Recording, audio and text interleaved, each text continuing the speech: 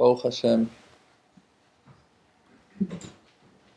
We're thanking Hashem Yitbarach that He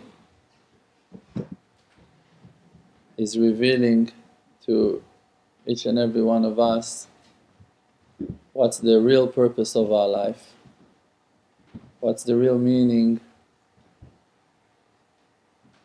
of us serving Him, why we should do it, what are we doing actually. Every person is so different than the other. This is why our Avodat Hashem, the way that we're going to serve Hashem, must be also very, very different.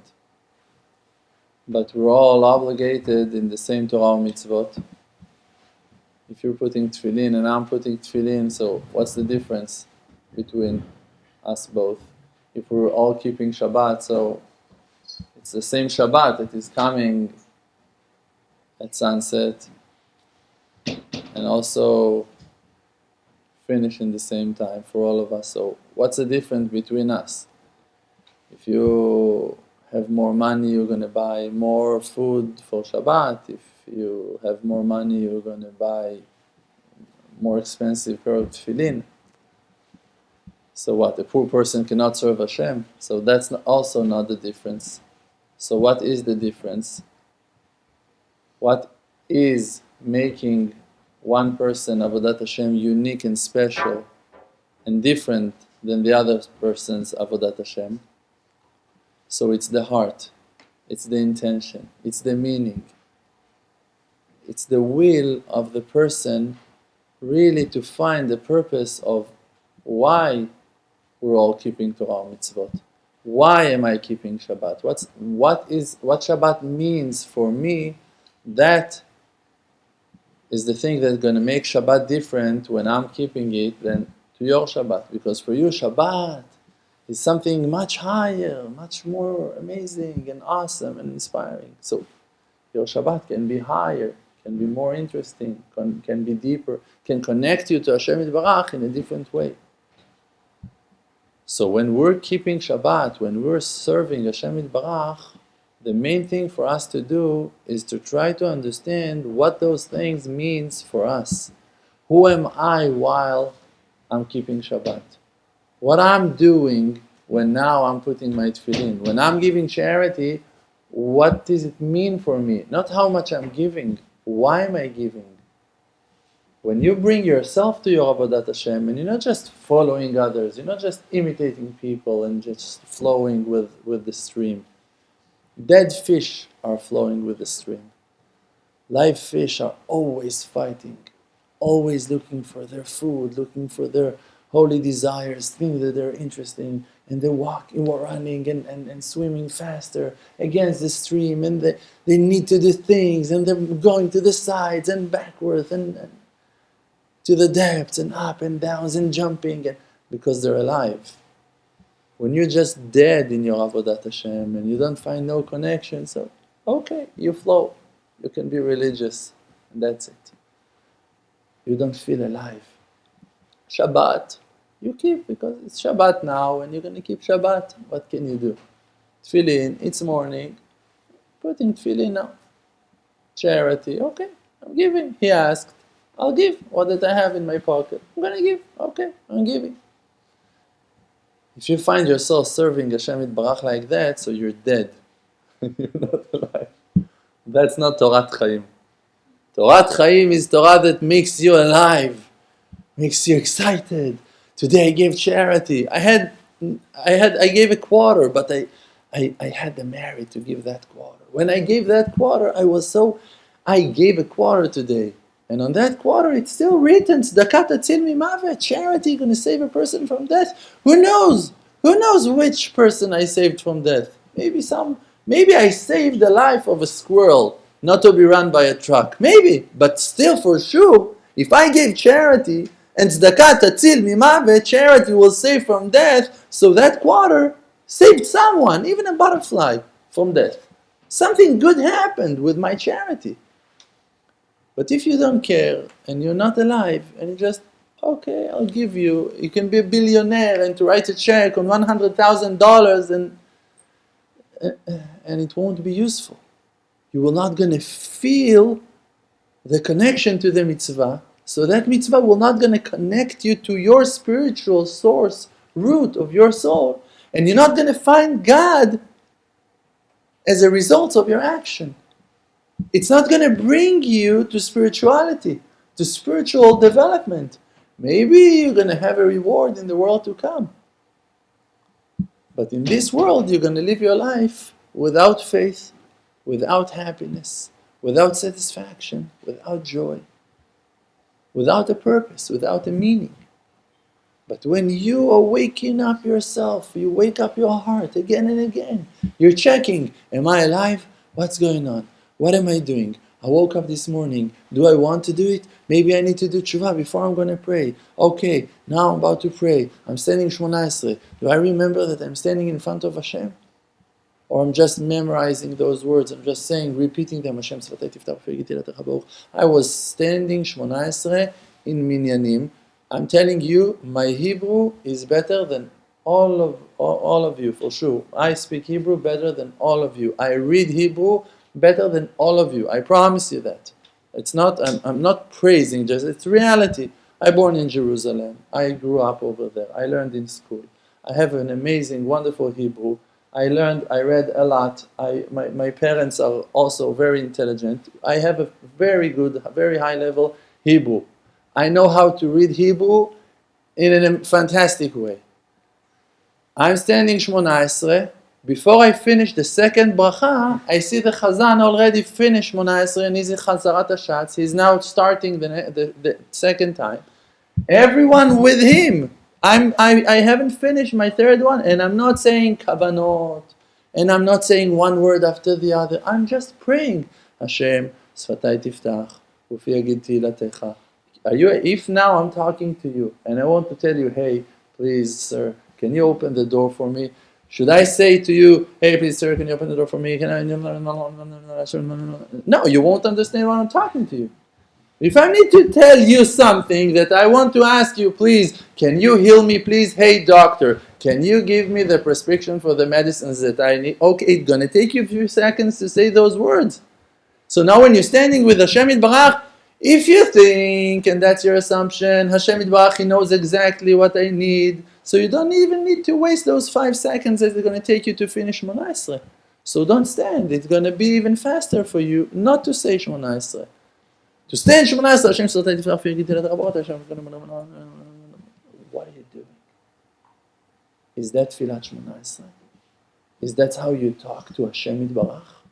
Is that the way that you're really supposed to come now? And it's not a rebuke. It's just to understand that people can come to Hashem Yitbarach and not to be connected to Hashem Yitbarach at all. At all. A person asked me once, he was a non-Jew. I was standing in a supermarket and he asked me a question. He asked me, can you please explain to me, what are those? What are those? What are you doing with it? So I answered to him. I had a fantastic answer. How I came with that fantastic answer? Because I was really thinking with myself what it means to have pe'ot. So then I remembered what Hashem is telling us. That we need not to cut the side curls of our head, the sides of our head. And actually you have pe'ah, that it's the side, also in the field. Also in the field you have a part that you're not allowed to harvest, you're not allowed to cut. You need to leave it for the poor people, that they will be able to come and to enjoy your vegetables, your fruits, what that you have in your field. And we obligated to leave those corners for the poor people. So when that person asked me about the pe'ot, the side curls, what I'm going to answer to him. So I told him, like that mitzvah tzitzit, that we know, that we're reminding ourselves, because the tzitzit tied in the 4 wings of our clothes, of the tzitzit, of the talit. So it's reminding us all of the time, from all sides, from all of the directions, that we need to serve Hashem Yitbarach. And it got number of ties and ptilim that is containing more and more information that's going to remind us of all of the Torah mitzvot. That when you go to the right, you're going to see it, and it's going to remind you that Hashem is with you and you need to serve Hashem. And when you go this way, also it's going to remind you, even if you go to the back, so the tzitziot from the back are going to remind you, no matter in which situation you're going to find yourself, the tzitziot going to remind you that you're serving Hashem. So also like that, I told that person that when we're looking to the sides, and it's always reminding to us that we need to leave something for the poor people. It's not really now in the field, it's not really food now, it's not wheat, or it's not tomatoes that we're going to give them to the poor. It's not our meiser, it's not our donation, our truma. It's just a reminder to remind us that you need to leave something from the side for other people. Means that even if you go and learn Torah, you cannot spend all of the hour just to learn the Torah for yourself. You need to take from that Torah and to hand it to others. To share from the wisdom that God gave you, to give it to someone else. Like that we're saying in the tefillah, Ata chonen la'adam dat, you're the one that gives the wisdom to the person. So then we're saying, chonenu meitcha chokhma bina vadat. So please give us the wisdom from you.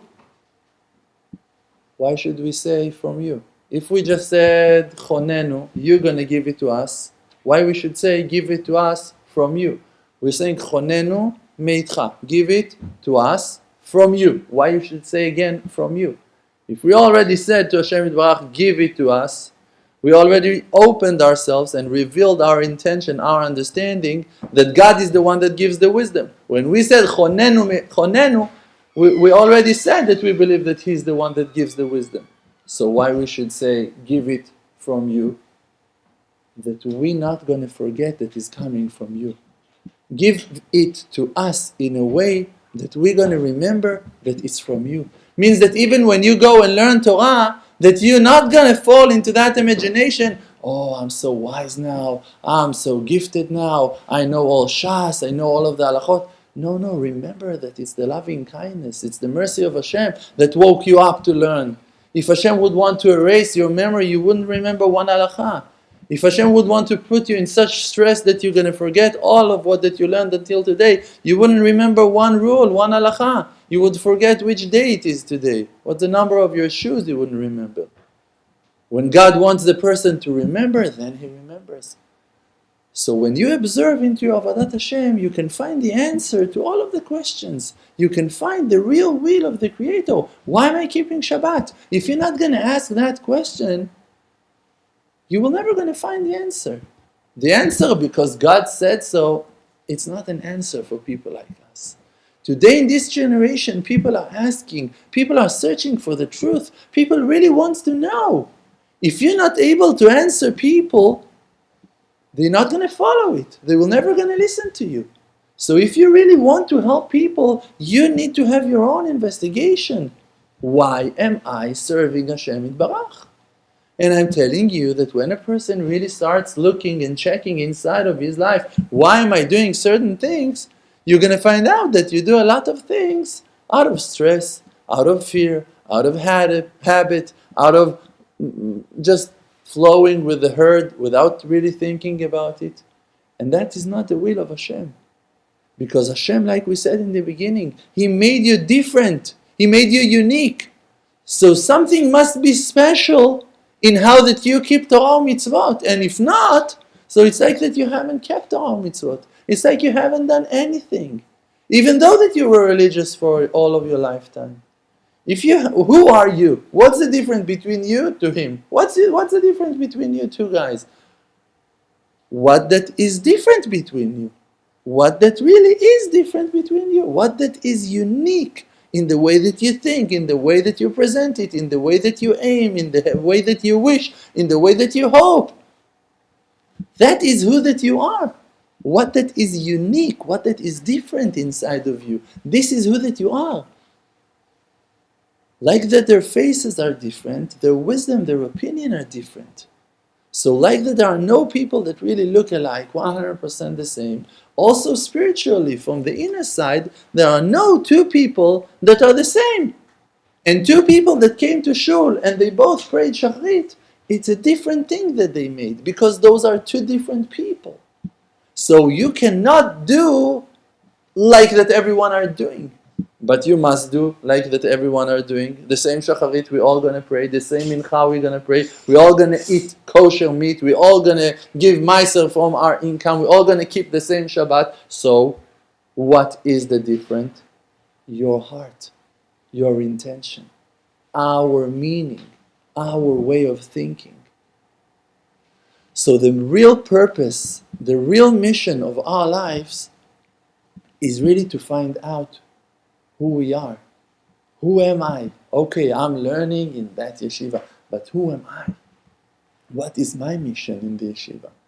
When I was learning in the yeshiva, the first years of my tshuva, when I just started sitting in the yeshiva, I was putting all of my effort on helping the guys that I saw that when they came first time to the yeshiva, they were not stable to stay, even though that it was my first year in yeshiva, even though that it was my second year in yeshiva. All of my focus was always to cheer them up and to make them sit, and I would chat with them, and I would talk with them, and if they would want to learn, I would learn with them, but I would put all of my effort, all of my power to help them feel comfortable in the yeshiva. That was my mission in the yeshiva. And I remember myself sitting with hundreds of people in the 12 years that I was sitting in the same yeshiva. Hundreds of people were sitting with me during those years, and we were chatting, and I was listening to their problems, and I was helping them with advice on how to build their shlom bayit, and how to make parnasah, and how to do tshuva, and how not to chase themselves, and not to blame themselves, and not to hate themselves, and not to go back, and how to avoid arguments, and how to avoid wars with their families, with their environment, and that was my mission. I wasn't a regular avrech that was sitting and learning Torah all day long. Why? Because when I was asking myself, what is more important now, when that guy just came in and he's about to go because no one even told him hello, no one even say hello to him, no one hugged him, no one showed him where is the cafeteria, where he can sleep for tonight if he doesn't have a place. No one offered to him to wash his clothes and to make laundry. So he's about to go, because you cannot stay if you don't have nowhere to take a shower, if you cannot sleep. You're not going to stay. So when I was thinking with myself, what is the purpose? What's the reason you're sitting here in the yeshiva? Is it to finish your Seder and to learn another page of Gemara and to finish another chapter, another Masechet, or maybe to save the lives of those people that are coming in and about to leave? For sure, the answer for me was to help them out, to help them, to welcome them, to invite them to eat with us in Shabbat, to help them, to give charity as much as I was able to help them to make phone calls, to use my phone. Why? Because I was thinking, I was connecting myself to my heart, to my inner voice, to see who am I in that game that calls yeshiva world. For me, the yeshiva world was something unique, something special. And I had that merit to look and to listen to myself and to be who that I was. And not just to imitate all of the avrechim that are coming so early and sitting and finishing masechtot after masechtot. It wasn't me. I was still there. I learned a lot of pages, but I taught much more than I learned. And if today, let's say that all of those people that I taught them, that I sat with them, that I spent my hours, instead of sitting and making myself wiser, I gave those hours to them. And by the merit of those hours that I gave them, they decided finally to stay in the yeshiva and to learn a few more pages. And maybe they also started to make students because they realized how helpful it was for them when someone hugged them when they came. So maybe from those 10, 20, 100 students that I made, friends that I made, today maybe I have thousands. Maybe because that I was teaching them and then they took that lesson and went and taught it to others, another 10 people in their lives, another 100 people in their lives. All of those 100 people that now sitting and learning Torah, maybe it's all merit that I'm enjoying from Why? Because I was the first one to push in that direction. Not the first one in the world, but in my pyramid. From my point, I was doing it on my own. Why? Because I was finding myself. I was looking for myself. I wasn't looking to be a big Talmid Chacham, an Avrech Hashuv, an important Bachur. I didn't want it to be a rabbi. I didn't want it to be righteous. I just really wanted to be honest and straight with myself, and to feel like I'm doing something useful with my life. And I was going for my inner point with all of my powers. So it brought me to find myself today. And today I know exactly what I'm doing with my life. But other people that are not searching, that are not looking into the depths of their souls, they're not even aware that they came to the yeshiva because they were afraid. They're learning Torah because they don't have the power for the arguments with their parents. They're going and doing things because they're afraid to be punished in the world to come. And this is why they're running their life in the way that they are. They will never going to find the light of their own souls. They may be going to be religious. Maybe they're going to sin less. Maybe I don't know what. But they will never going to find happiness and joy and satisfaction in life. If you're doing things out of fear, out of stress,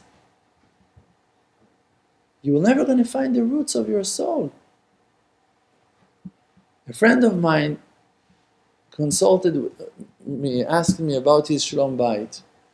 And we were talking, and I met his wife also when we spoke, and he asked me, what do you think that is the main problem? How really I can help her?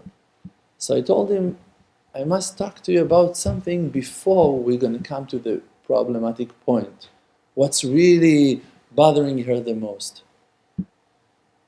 And on that introduction, on the concept that was more important to me to explain first, we were talking more than 2 hours. And I told him, first of all, you need to work on your will. You need to want to help her. You need to want to help her before we understand what the problem is. Because even if I'm going to tell you that's the problem, and you're now going to go and put all of your power in solving that problem, tomorrow she's going to have another problem. In the next day, something else is going to come. And if you don't want to help her, even if you're going to solve one problem, you're not going to have the power to keep on helping her in the future. So first of all, we need to work on your will to want to help your wife no matter what. That intention that a person have in his life, I want to care, I want to help, I want to love, I want to feel. If you're going to have that will to become to be who that you are in your potential, then you're going to reach a lot of destinies. You're going to succeed in a lot of ways. You're going to achieve a lot of goals. You're going to succeed. You're going to grow. You're going to develop. If now you're just going to focus on one purpose and going to achieve it, after you're going to accomplish it, you're going to look at yourself and you say, again, okay, my life is empty. Now I made $1 million, and now what? If your intention, your reason for life is now to make money, so after you're going to make money, you're going to find yourself empty again. If now your goal is to get married, and then, okay, now you're married, and then you're going to look at yourself, and you can find yourself married, with a house, with $1 million, with 10 children, with a BMW, and not happy. And not happy. Having everything without an inner point of satisfaction. So what's the use? You're going to be married to a woman that you're not able to give her love. You're going to have children that you don't have the patience and the power to sit with them and to give them what they need. You're going to have money and you're just going to waste it or not going to touch it. And you won't care about it. It's not going to become useful. It's not going to be alive for you. So what's the use? To chase after money and to chase after a marriage and to chase after a house and to chase after... And in the end of every goal, you look at yourself and you say, hey, again I'm empty. Why won't a person going to start working on himself to be full, to be illuminated, to shine, to find himself, to know who am I? And then, when you're going to get married, you will be able to smile to your wife, to offer, to give. When you're going to be rich, you're going to have things to do with your money. You're going to know exactly what you're going to do with the money that you're going to have. You're going to have a car. You're going to know where to drive that car. You're going to have a business. You're going to have a purpose with that business. It's not just going to be a huge, successful business. No. It's going to be part of your mission in life to do what that you know that you must do. And everything going to join. And everything going to receive from the power. The branches going to receive their power from the trunk of the tree, from the roots. But if not, okay, another beam of wood. I have thousands of them. I have trees, I have properties, I have children. Who am I? I don't know. What's the use? First of all, a person needs to connect himself to his being. Who am I? What's the mission of my life? What's my purpose? When you're going to find yourself, you're going to know who you are. What's your mission? When you're going to keep Torah mitzvot, light going to come out from those mitzvot. When you're going to go to work, you're going to have an enormous success. When you're going to come back home to your wife and family, you're going to give them happiness and joy and confidence, and they will be happy to be part of you, part of your life. Because you will have something to offer. When the person doesn't know who he is, he cannot sell anything. He doesn't have what to offer. He's just making patches, lies on lies. No, to his wife, he's promising, yeah, we're going to do this, we're going to do that. In the end, he's not going to keep all of his promises. In the business, he says, yes, when I'm going to be rich, then I'm going to give tzedakah, then I'm going to do this, then I'm going to buy houses, then I'm going to help my parents, then I'm going to help... Promises. In the end, he's going to have 300 millions in his bank account and he's not moving them anywhere. It's just written on his name and he lives his life like a very regular person. He doesn't use his money. All of his money is stuck in the bank or in buildings, in properties. People are making sure that his money is safe. He doesn't touch it. People cannot enjoy it. He doesn't smell it. He doesn't taste it. He lives his life on the same budget like a regular person that works 20 years in the bank. And everyone lives the same. He's got 300 millions in his bank account. He doesn't use them. He's afraid to touch them. He keeps them for a winter day. And that's it. And he lives his life like a regular person. Why? Because he doesn't have no purpose. He doesn't have no reason to live. He doesn't have no reason to take 100 million from 300 million, to take 100 out. It doesn't change your stability. If you have only $200 million in your bank account and not 3, it doesn't change anything. You can't feel the difference if you have only 200 million or 300 millions. You can't feel the difference. When you feel the difference, when you use the money. When you use the money, you feel the satisfaction. Oh, I gave to that person. I helped that guy. I donated. I saved that family's life. And now you can feel, thank God that I have money. Now with the money that you gave me, I fulfilled my mission, my purpose in life. Thank you for helping me to use to the blessing that you gave me.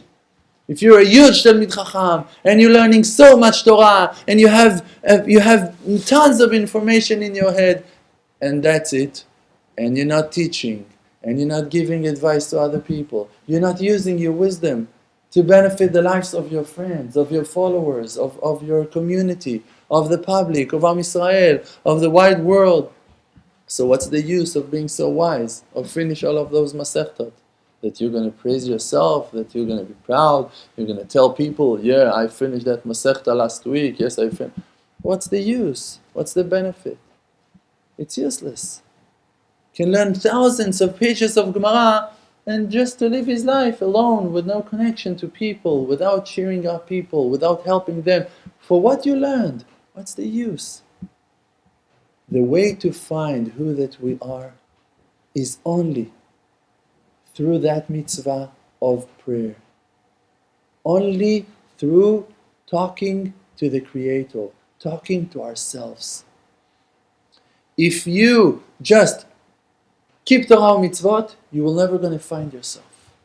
If you're not going to talk to the Creator and going to ask Him, who am I? What's the meaning for my life? What's the purpose of my life? What is my destiny? What is my goal? Who am I? How I'm going to use my talents? What are my talents? What I'm supposed to do in this world? If you're not going to talk to him about it, and every day you're going to ask yourself, is it right that I'm working in this business? Maybe I should change my direction. Maybe I should do this. Maybe I should do that. Who am I? Maybe I should learn on the things that I wanted to learn when I was young. Maybe I need to refresh myself. Am I happy to go every day in this direction? Maybe I need to make a change in my life. If you're not going to start talking to yourself, praying to Hashem Yitbarach to help you, you will never going to find the roots of your soul. You can be so used to walk in patterns and in the regular ways of life like all people are that you can forget yourself very easily. Only if you're going to start fighting with your habits, with your laziness, with your fears, only if you're going to wake up one morning and decide, I'm confronting my fears, I'm not letting them conquer my life, I'm not going to do things because I'm afraid. I'm going to start finding my real destiny. I want to be who that I am. I want to be happy for my life. I don't just want to be like others. I don't just want to be quiet and to be left alone. I want to achieve the purpose of my life. I don't want to give up on my dreams. I want to have goals in life and to achieve them and then to dream more until I'm going to achieve another thing and always to keep on growing. And I want to make people happy. I want to support people. I want to make people grow. I want to help them stabilize themselves. I want to share with my life experience, with the wisdom that I bought in life, things that I understood. So why I'm afraid to talk? Why I'm afraid to be who that I am? Why I'm not sharing? Why I'm not helping? Why I'm not giving a hand? Why I'm not helping people? If a person going to be brave enough to look inside to who that he wants to be, to who that he believes that he's supposed to be, it's going to upset him so much that he's not loyal to himself. He's going to feel so upset, so annoyed from the fact that he's supposed to do something great in life, that you're going to make a change. But before that you dare to look, before that you dare to confront your fears, to stand in front of the mirror and to say to yourself, you're lying to yourself for years. 10 years of your life you lost. You were just working. You were just walking in your dreams. A dead man walking instead of being alive. Only when you're going to stand in front of that shame that you're not who that you are, and you're going to be brave enough to say, I betrayed myself. I was not loyal to myself. I was not standing for my inner truth enough. If you're not going to do that, you will never going to find the real truth of who you are. What is your real destiny? In what really you're good at. What really you can do. Which change you really can make in the world. How really you can become useful and helpful. First of all, we need to stand in front of the mirror of our soul and to talk to ourselves, to ask questions and not to be afraid of the answers. And when you hear an embarrassing answer, don't be afraid to say, all right, let's see how I'm fixing it. Even if you feel like you ruin, even if you feel like you waste years of your life, so what? You can always do tshuva. Even in the last day of the life of a person, if he's doing a complete tshuva, he can fix 120 years in one tshuva. In one time that he came back to Hashem, and he admitted to Hashem, and he said, Hashem, I was lying to myself. I was too scared to be who that I am. I was too scared to say my opinion, to fight. I was too weak. Please give me powers. I don't want to lie to myself anymore. Before you stand in front of yourself like that, you will never going to find who you are. So for that, we need to get used to that. To have a daily conversation with the Creator. It calls mitzvot tefillah. To talk to the Creator like you talk to your best friend. Like you talk to someone that you know that he loves you. Like you talk to someone that you know that you can count on him. That you can share, that you can open up yourself to him. That you can explain him exactly what you feel. Exactly your holy desires. And even what you're afraid of. And why you don't have the power to get rid of your bad habits. And why you rather to hide and to sleep late and not to move. And not to rebuke and not to fight. If you're not going to admit on those things between you to yourself, you will never going to cross those borders. You will never going to go out from your limitations. Only when you're going to decide, I want to set my soul free. I want to be who that I am, who that God made me to be. Only then you're going to start understanding the messages of Hashem Yitbarach, the hints, all of the wisdom that is surrounding you, the opportunities that you have, the options that you have to grow, to become to be who that you are. You can be an athlete that saved lives of thousands of people. You can be a police officer that's going to save thousands of people. You can be a soldier in the army.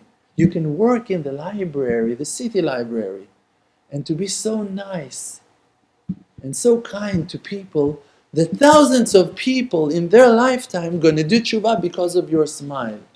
You can work in a kindergarten, a secular kindergarten, as a nanny, and to change people's life, one generation after the next, 1 year after the other, to smile to the parents, to be positive, to show them how they can also love their children, how they can connect themselves to their children, to give them advice, to give them power.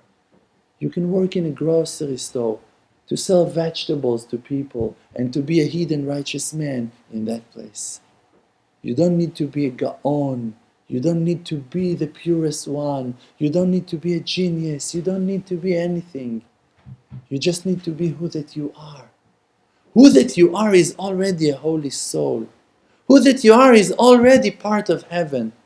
Who that you are is already a Jew. Who that you are is already a soul of Bnei Israel that got a purpose in life. Who that you are is already something so important and so beautiful that if you're just going to be aware to who that you are, you're just going to pour so much light. You're just going to water the world with light of faith, light of grace, light of kindness, of friendship, of loyalty, of honesty, of trust, of love. That you can make so many changes in the world if you're just going to be who that you are. So what if you're in the exile? So what if you're afraid? So what if you're not that rich? So what if you don't know how to succeed in business? So what if you're not married? So what if you don't have children? Look at what that you do have. Look at the full half part of the cup that you have. You have half of a cup full with water and you're worried about the other half. Instead of drinking the half that you have and to see how useful it can be, drink that half. You're going to have the power now to think how you're going to refill your cup. If you're not going to drink it because you're so worried to be who that you are and to enjoy from what that you have, you will die thirsty with water in your cup. You will never going to reach your destiny because you're afraid to admit in your failures, in your downs, in your fears. I'm telling you that if you're going to dare to stand in front of your fears, you're going to find out that they're not so bad.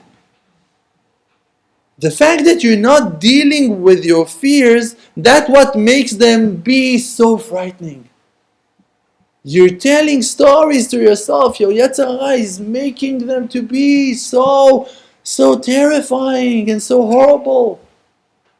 Go, say the truth. You're not going to be hurt. Nothing going to happen to you. And if something going to shake, if something going to move, so what? So deal with that. So say, I didn't want it to make no problems. I just said the truth. I'm ready to apologize if I hurt your feelings. If I made something wrong, I'm ready to listen. I'm just seeking for the truth. Maybe I'm wrong. Tell me if I'm wrong. When you're going to do that, you're going to become to be who that you are. you will understand how much more there is to it. You're going to find out that you have a spring of wisdom that is life and exists inside of your soul, inside of your being. Springs of wisdom. Inner connection to the Creator through the channel that calls your soul. Your soul is connected from inside to the Creator in a hidden way that only a person that looks inside can find. If you still look all of the time outside with your physical eyes to the world, you cannot find Hashem Yitbarach completely. No matter which genius you are, you cannot understand the big picture. But when you look inside, if now, let's say a person wants now to get the whole picture just of this house that we're now in that house, just to understand the details that you see with your eyes, you cannot. You cannot explain the details that one small tiny leaf contains. It's endless. Got so many cells and particles inside of it. You cannot understand one part of the creation. To investigate it all the way, you cannot. And especially when there are so many details. There are flowers, windows, walls, lamps, doors, floor, carpets, sofas, chairs, people. Every person wears so many clothes and have so many things on him. Glasses, watch, eyes, ears, mouth, nose, hair, hands, fingertips, fingernails. You cannot contain all of that info. And now let's go deeper. For sure you cannot. But when you close your eyes, there's nothing there. Only one thing. One and only. Only Hashem is there. Close your eyes. That's it. No more details. No more confusions. No more problems. Just what's the problem? Your fears. When you close your eyes, that's it. Oh, now what people are thinking about me, what they're going to say. Oh, maybe I can fall. No, I need to open my eye. You're afraid. I cannot stand like that forever. Well, I'm going to have to open my eyes one day. You're afraid to deal with the quiet. You're afraid to deal with the unknown. But if you're just going to dare to close your eyes, to start observing inside, to look into your soul, what that you're going to find going to be God Himself. You're going to start understanding the will of the Creator from your heart. Your heart. Lecha amar libi bakshu panai tamid. Your heart is telling you, you need to ask for me. Always, Hashem is saying. Hashem is saying to the person, your heart is telling you, I'm commanding your heart to tell you all of the time, bakshu panai tamid. Look for me always. You need to seek. You need to look for me. Go after me. Search for me. When you're going to listen to the inner voice, to the voice of your heart's going to tell you how to find Hashem. Suddenly you're going to find Hashem. You're going to understand more and more things about how to find Hashem, how to find the purpose in life, how to have meaningful life, satisfying life. Only when we're going to start looking into our soul. And how we're doing that? With that simple mitzvah of prayer. Conversation with Hashem. Because nafshi yatz'a bedabero, the spirit reveals itself when you speak, when you talk. When you open your mouth, the illuminating words are coming out of your mouth. Words that are coming from your spirit. Words that are coming out from your soul. And then you can hear yourself and to be aware to who that you are. When you pray, when you talk, you say to Hashem Yitbarach, please Hashem Yitbarach, help me to understand myself. I want to know who I am. Suddenly you can already understand that you're a person that is seeking for the truth.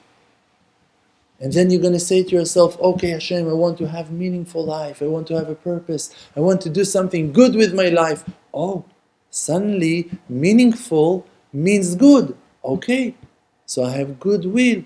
So you learn another thing about yourself. What can I do good with my life? Maybe I'm going to help old people. Maybe I can help in my community. Okay, you mentioned those two things. Maybe you have that connection to help old people. Maybe you have that connection to the community. Someone else is going to say kindergarten. Someone else is going to say to give charity. Someone else is going to say, maybe I'm going to teach. Maybe I'm supposed to guide people. Everyone going to say something that is coming from inside.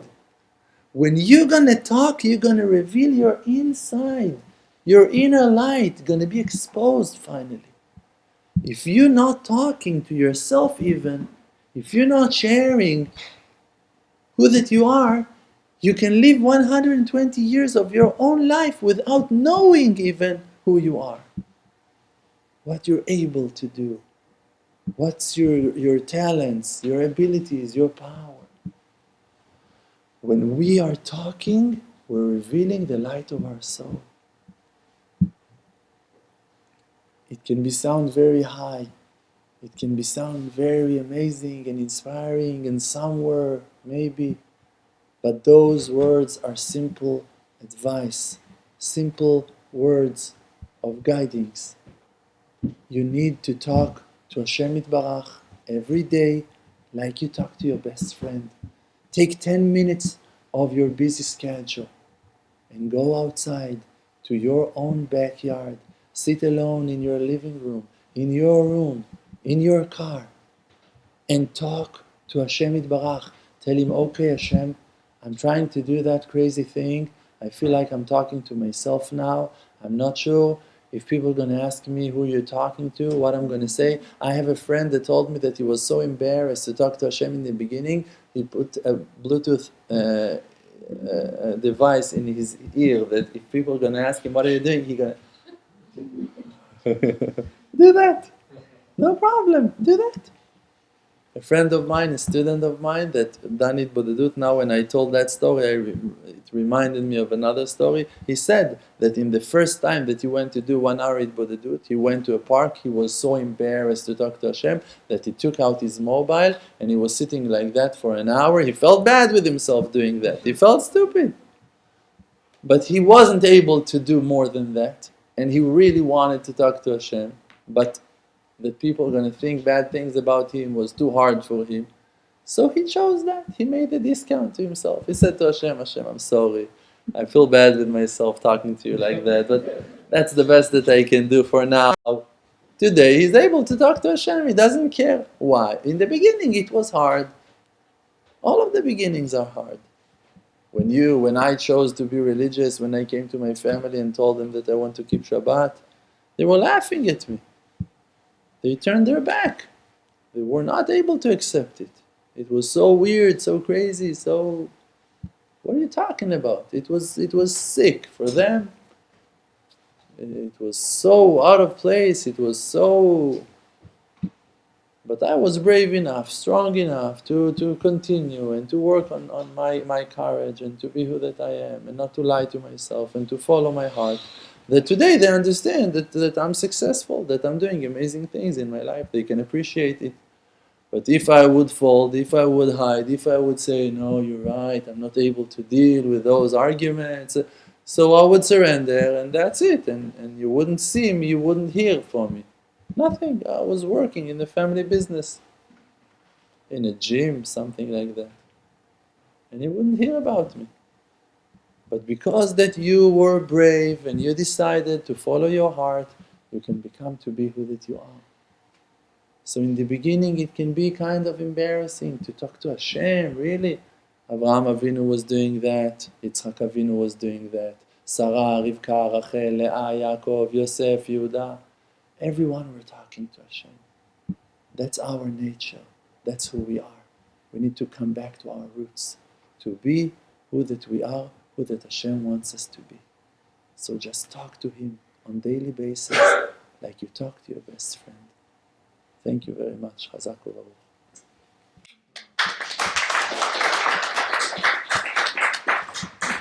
You made your job perfectly. Thank you for backing me up. This is why I, thank God, went and opened my center in Jerusalem that calls the Emunah Center. And from that center, I'm teaching and giving inspiring classes like the one that you heard now. We have more than 800 videos and classes of my classes in our website that calls emunachannel.com. And thank God we have more than 25,000 people following us every month, traffic in the website through all kinds of media, Facebook, Twitter, SoundCloud, YouTube, all WhatsApp, all of the weird names that people of social media are using today, and we're trying to keep up, to speed up to the speed of technology, and to grow and develop in the speed of light. And we're offering you to be partners with us, to enjoy and to come and visit our website to see what it we're doing. People are reaching us. Just today I received an email from a Muslim person in another side of the world. I don't want to mention the names because those guys are really risking their lives emailing us. They're not allowed even to email to Israel, to Jewish institutes and stuff like that. And he's saying, that's it, I decided I'm going to convert, I'm dropping Islam, I don't care about that anymore, I found your videos online, I was searching for this, for that, and you see people are waking up. Christian people, that a woman came to convert, a Catholic couple came to convert to Judaism. They asked him, why you convert? They said, we saw some videos of Rav Dror online, and it's a life-changing. There are a lot of souls, lost souls, that are desiring for the truth. If it's Jewish that are Baalei Tshuva, that wakes up out of nowhere, and if it's souls of Anusim, or just souls that are seeking for the truth, and we receive hundreds of emails like those on monthly basis. It's amazing. It's a big movement, big thing that goes on in the world. So you can help us also with your kindness, to give us a hand, a shoulder, support, to donate, to help us with every advice, with everything that you feel like you can donate and help with through our website, and to enjoy the information, the wisdom that we're sharing online. So God bless you, and thank you very much. May Hashem going to help you all to believe in yourselves that you're important enough, that Hashem going to answer to all of your prayers. I cannot bless you that your prayer is going to be answered. I need to bless you that you're going to pray. After you're going to pray, you're going to see that your prayer has been answered. So God bless you that you're going to pray, and that all of your prayers are going to be answered. Amen. Ken Yeh Ratzon. Thank you very much.